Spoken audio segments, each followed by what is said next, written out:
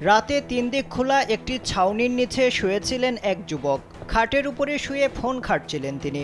নিচে শুয়েছিল তার পোষ্য কুকুর। এমন সময় সেখানে হানা দেয় একটি চিতাবাঘ। চুপি চুপি কুকুরটির কাছে যায় সে। ততক্ষণ পর্যন্ত কিছুই টের পাননি ওই যুবক। এরপর এক ঝলকে কুকুরের ঘাড় কামড়ে পালিয়ে যাওয়ার চেষ্টা করে চিতাবাঘ। বাঘটি কুকুরকে নিয়ে চলে যাওয়ার সময় যুবক বিছানায় উঠে বসেন। পুরো ঘটনাটি ধরা পড়েছে সিসি ক্যামেরায়। ভারতীয় সংবাদ মাধ্যমের প্রতিবেদন অনুযায়ী রোববার রাত 3:30টার দিকে পুনেতে এই ঘটনা ঘটেছে।